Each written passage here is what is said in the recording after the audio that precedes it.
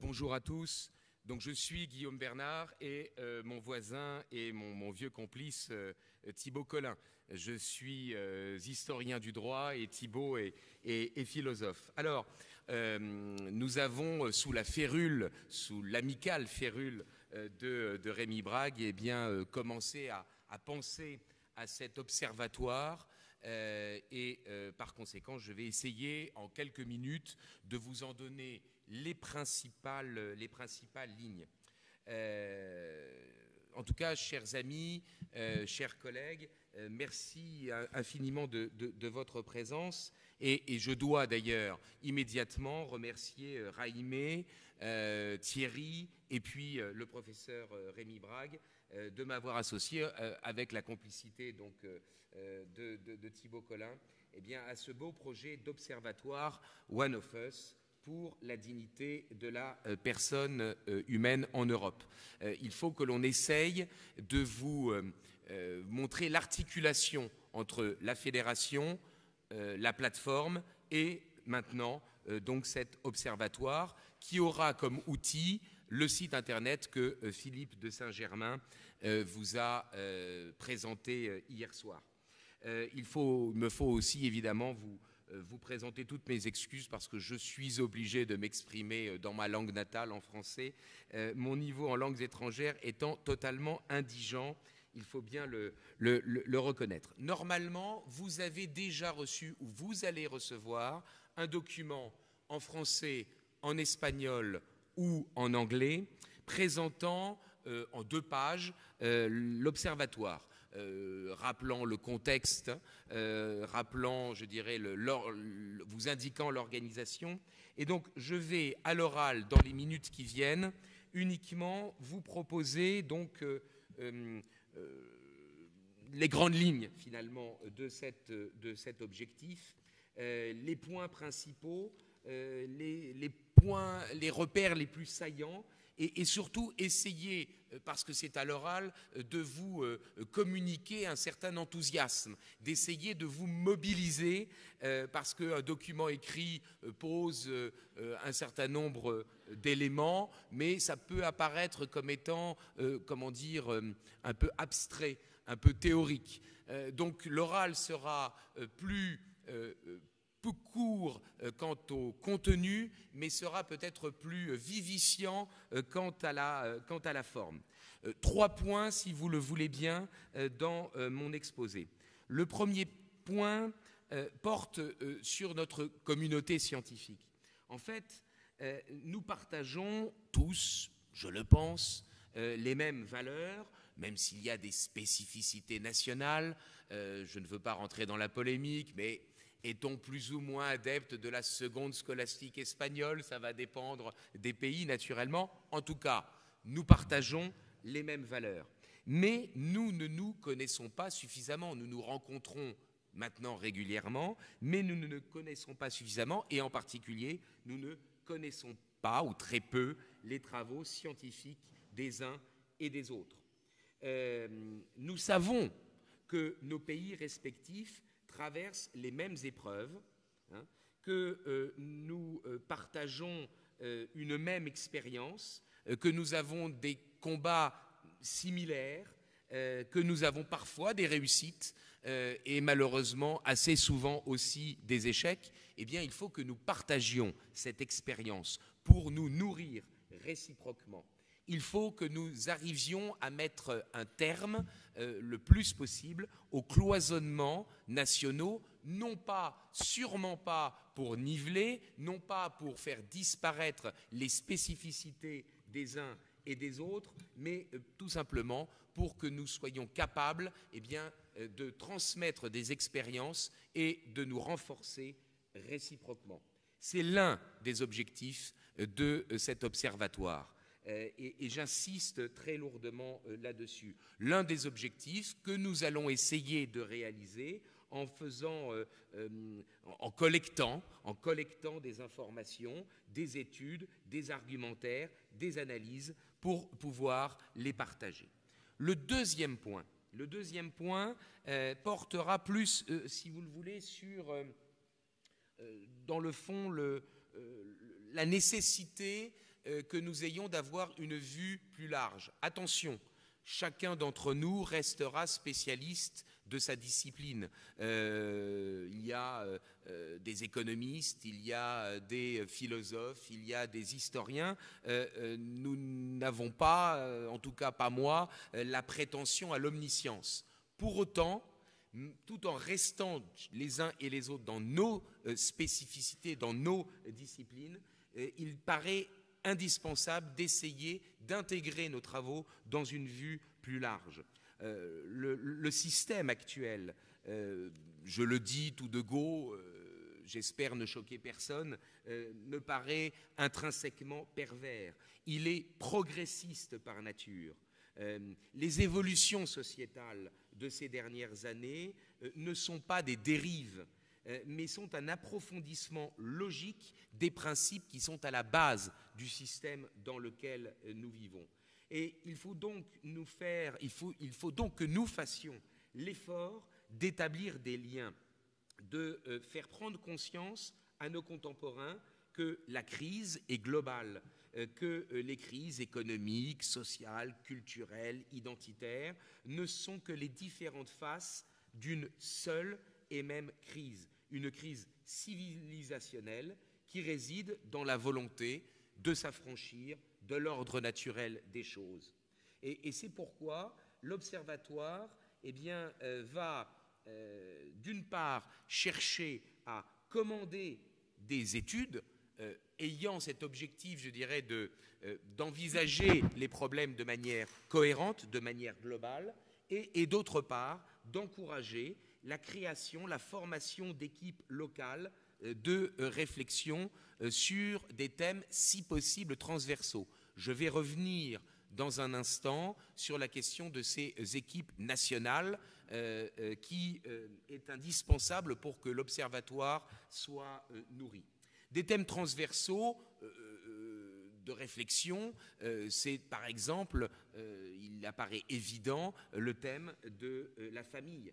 À travers un tel thème, eh bien, on aborde, on traite les différents aspects de la vie des personnes, personnes tant individuelles que collectives. C'est bien sûr, évidemment, la bioéthique, mais c'est aussi l'éducation, mais c'est aussi la santé publique, mais c'est aussi la fiscalité, mais c'est aussi la démographie, etc. Essayez peut-être de rassembler nos différentes études pour être capable de présenter un discours global qui soit cohérent. Cela, évidemment, suppose de notre part un certain effort, un effort de cohérence intellectuelle, et puis, disons-le, peut-être aussi, ce n'est pas à vous que je le dis, c'est plutôt à ceux qui hésitent à venir, naturellement. Nous avons tous des collègues qui, en privé, partagent nos idées, mais qui, en public, sont beaucoup plus nuancés. Ça supposera effectivement d'afficher un certain courage social. Un effort, donc, pour assumer que la matrice de la chosification de l'être humain, que la matrice de la marchandisation de toute la société, c'est incontestablement l'avortement. Et l'on ne peut pas, en France, nous sommes confrontés à un vrai problème de ceux qui pensent pouvoir lutter contre les conséquences sans s'attaquer aux causes. Effort également pour assumer qu'il ne s'agit pas simplement donc de bloquer pour un temps dont on ne connaît pas la durée, de bloquer, donc pas simplement bloquer la progression du progressisme, si vous me permettez cette expression, de bloquer le progressisme, mais tout simplement de le renverser, de revenir à une conception classique de l'ordre des choses et de la justice. Troisième et dernier point, et j'ai déjà évoqué des aspects pratiques, mais je vais rentrer un petit peu plus dans cet aspect des choses. En un mot, d'une certaine manière, il faut cesser d'être à la remorque de l'adversaire. Je crois que nous en sommes tous convaincus. Il faut reprendre l'offensive et ne plus être simplement sur la défensive. Car sinon, eh bien évidemment, nous sommes toujours sujets à ce que l'on appelle, je ne sais pas si c'est très facilement traduisible. En tout cas, en France, c'est ce que l'on appelle l'effet cliquet. C'est-à-dire le fait que l'on ne revient jamais sur une évolution sociétale, même si elle a des effets délétères, mais tout simplement parce qu'un droit a été acquis. Nous devons désormais, je le crois, essayer de dénoncer, bien sûr, mais aussi d'essayer de reconquérir le terrain en mettant en avant des actions concrètes d'aide aux femmes qui seraient tentées par l'avortement, par exemple, mais il y en a bien d'autres, d'actions concrètes qui reconstituent le tissu social. Et de mettre en avant, et je crois que c'est quelque chose d'important que nous vous proposons ici, il faut que nous ayons une réflexion sur ce sujet, de mettre en avant un vocabulaire qui propose à nos contemporains une alternative. En un mot, il ne s'agit pas simplement de s'opposer, il faut reconquérir le terrain, rendre le bien commun palpable. Alors, nous avons donc besoin d'utiliser, et c'est quelque chose sur lequel nous devons réfléchir, d'utiliser des mots-clés pour le référencement des articles, d'utiliser des hashtags sur les réseaux sociaux qui, petit à petit, créeront un terreau, créeront mots-clés qui créeront un espace culturel alternatif à celui que nous connaissons. Je vais conclure conclure en vous donnant des pistes. Établir des liens de fraternité intellectuelle, nous avons déjà commencé à le faire. Établir des liens dans l'analyse intellectuelle, montrer que la crise est globale, c'est ce à quoi l'Observatoire va s'attacher. Chacun d'entre nous continuera à travailler sur ces sujets, mais l'Observatoire va essayer de coaguler ses études pour montrer que ces crises sont complémentaires. Et par conséquent, pour pouvoir mener ce travail, il faut que nous arrivions à nous organiser pour faire remonter l'information et pour que l'Observatoire puisse, lui, diffuser l'information que vous aurez remontée. Coaguler d'une certaine manière les efforts, agir ensemble, voilà donc l'objectif de l'Observatoire, objectif ambitieux et qui a besoin évidemment de toutes vos bonnes volontés. Comment le faire? D'abord et avant tout, nous faire parvenir très rapidement maintenant et très régulièrement les articles que vous écrivez, qu'il s'agisse d'articles scientifiques ou qu'il s'agisse d'articles de presse. Nous dire si ces articles sont libres de droit, si nous pouvons simplement les référencer ou si nous pouvons les reproduire. Nous fournir, si possible, un résumé en anglais ou au moins dans une autre langue que votre langue maternelle, que la langue dans laquelle l'article a été écrit. Indiquer des mots-clés dont nous allons essayer de les coordonner dans les différentes langues et peut-être même en latin, ce qui faciliterait la compréhension de tous.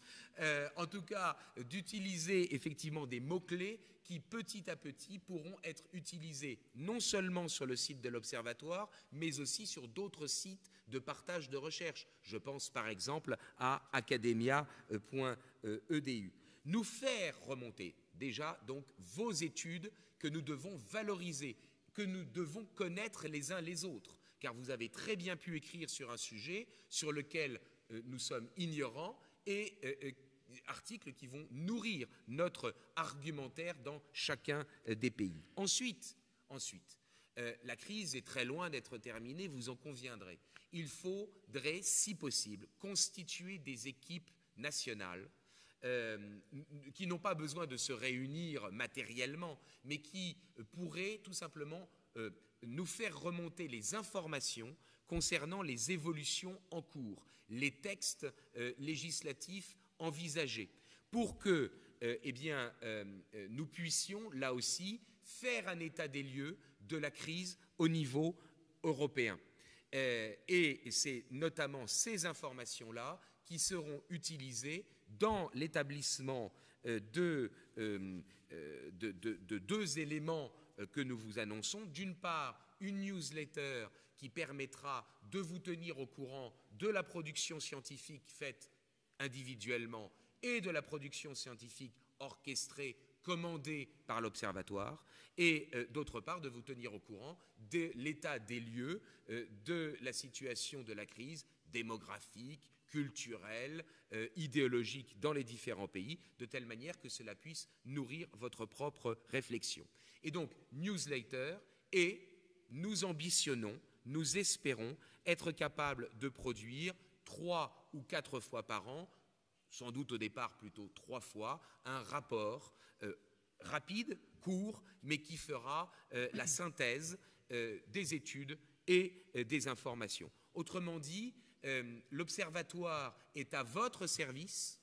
Il faut faire remonter les informations et faire remonter vos études scientifiques pour que nous puissions le diffuser le plus possible. Et il faut que nous nous coordonnions à minima pour que, en utilisant les mêmes mots-clés, nous puissions faire masse. Je crois qu'il faut cesser d'avoir peur de l'adversaire qui prétend dominer parce qu'il serait majoritaire, alors qu'en fait, ce sont souvent des arguments d'autorité, c'est de l'intimidation, c'est du chantage affectif. Nous sommes suffisamment nombreux pour produire des travaux de valeur, et je suis certain qu'avec de la visibilité, eh bien d'autres personnes peut-être un peu frileuses finiront par nous rejoindre. J'espère que les éléments que je vous ai donnés là complètent bien le document écrit que vous allez avoir ou que vous venez d'avoir,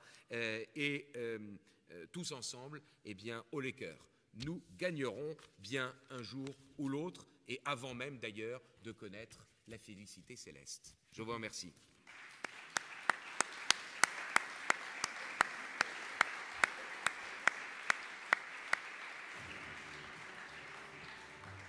J'ai été un peu long, non ?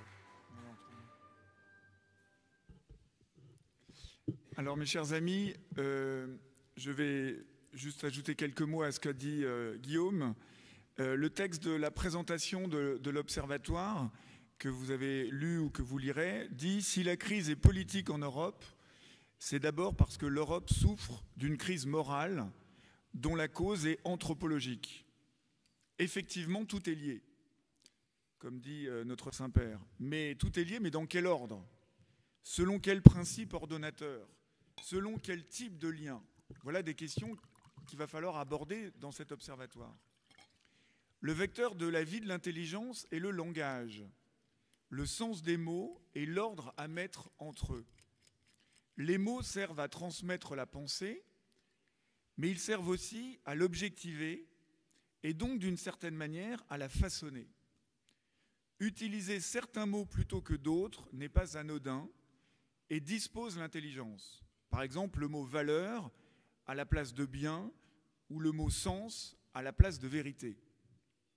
Or, nous constatons aujourd'hui qu'il existe une guerre sémantique. Guillaume en a parlé, Rémi tout à l'heure aussi. Certains cherchent à imposer des mots comme passage obligé pour rendre compte de la situation sociale et anthropologique qui est la nôtre. Ils partent de leur expérience, minoritaire et blessée, et cherchent à l'imposer comme prisme interprétatif à toute la société. Ainsi, par exemple, tous les termes ayant un suffixe en phobie participent d'un régime mental dont il s'agit de discerner et de critiquer les présupposés. En l'occurrence, une certaine conception des droits de l'individu, entre guillemets, donc de la lutte pour l'égalité, contre les discriminations, vous connaissez tous ces termes. Certains mots sont désormais utilisés pour subvertir ce qu'ils signifiaient.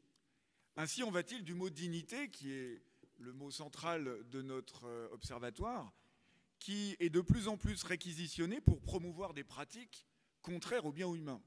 Je pense notamment à l'euthanasie, dont les partisans utilisent le mot dignité, bien sûr. Le père Joseph Tischner, aumônier du syndicat Solidarność en Pologne dans les années 70-80, a écrit un petit livre qui s'appelle « Éthique de la solidarité », qui a été préfacé en français par Rémi Brague, et donc dans la Pologne soumise au régime communiste. Et ce texte est un texte que j'aime beaucoup, et je pense qu'il pourrait inspirer en partie notre observatoire, au niveau méthodologique, j'entends, parce que c'est un texte qui se présente modestement comme un lexique, un simple lexique. Il s'agissait alors, sous le régime communiste, d'aller sur le terrain même de l'idéologie qui avait subverti le sens de tous les mots et avait installé un monde de mensonges. Les combats des dissidents de l'Est a d'abord été un combat contre le mensonge idéologique. Retrouver le sens des mots, retrouver le poids du langage et sa capacité à dire les expériences fondamentales et élémentaires du monde humain, voilà quel a été le combat d'un Solzhenitsyn ou d'un Václav Havel et de bien d'autres dissidents. Celui-ci, dans son essai politique, donc Václav Havel, intitulé « Le pouvoir des sans-pouvoirs », manifeste que la vérité, je cite, « La vérité a un pouvoir politique explosif et incalculable ». La vérité a un pouvoir explosif et incalculable. Václav Havel écrit ça en 1978, alors que son pays est plus que jamais sous la botte de la répression communiste. On connaît la suite. Les dissidents de l'Est sont pour nous des exemples, car il y a une analogie entre leur situation et la nôtre. La clarification du sens des mots est, à n'en pas douter, l'une des tâches prioritaires de notre observatoire. Cet observatoire, deuxième point, et je finirai par là, cet observatoire n'est pas l'instrument d'un combat pour les valeurs, car les valeurs sont toujours les nôtres, qu'il s'agirait de défendre contre les leurs. Laissons là les valeurs à l'âge nihiliste, où, comme le dit Nietzsche, les plus hautes valeurs se dévalorisent. Car justement, ces valeurs apparaissent comme n'ayant d'autre consistance que l'énergie que l'on met à les soutenir à bout de bras. Il ne s'agit donc pas d'abord de se battre contre le nihilisme, contre la déconstruction, il s'agit de permettre à l'humanité de perdurer. Il s'agit d'être fidèle à cette source qu'est la nature humaine, à ses inclinations fondamentales. Nous ne nous battons pas pour une restauration du passé, Rémi Brague vient de le dire, mais pour que la source, et ultimement la source première, Dieu, pour que la source puisse continuer à irriguer la vie de nos peuples et de nos contemporains. Voilà la véritable restauration qui commande une critique positive. La restauration comme résurgence de ce qui a été occulté ou obstrué, mais qui demeure toujours déjà là. Au plus fort de la déconstruction de l'ordre naturel, celui-ci n'a pas disparu. L'ordre naturel ne disparaît pas. S'il est naturel, il ne disparaît pas. Il est occulté, il est altéré, il est blessé, mais il ne disparaît pas. Nous avons à être les témoins de cela. Je finirai en citant un philosophe européen qui n'est pas forcément d'accord avec nous sur tous les sujets, Jürgen Habermas, qui dans l'un de ses derniers essais reconnaît que les démocraties libérales européennes ne peuvent affronter les défis éthiques, anthropologiques et écologiques actuels avec les seules procédures de l'éthique de la discussion. Et il a cette phrase qui, à mon sens, donne toute la légitimité à notre observatoire et à cette attention que nous aurons au sens des mots. Voilà ce qu'il nous dit entre naturalisme et religion. On ne peut pas exclure que les religions universelles soient porteuses de potentiel sémantique qui, si on en libère les contenus profanes de vérité, pourrait dégager une force d'inspiration valant pour la société en son entier. Donc nous voyons ici que même quelqu'un comme Habermas, qui sous bien des rapports apparaît comme un des promoteurs de la démocratie libérale avec toutes ses nuances actuelles et ses zones d'ombre, reconnaît qu'il y a des traditions de sagesse, le christianisme et toute la philosophie qui y est présente et qui est accessible évidemment par la raison, qui a une fécondité dans laquelle les peuples européens doivent absolument puiser pour affronter les enjeux qui sont les nôtres, qui est tout simplement la survie de notre humanité et pas simplement de notre civilisation. Je vous remercie.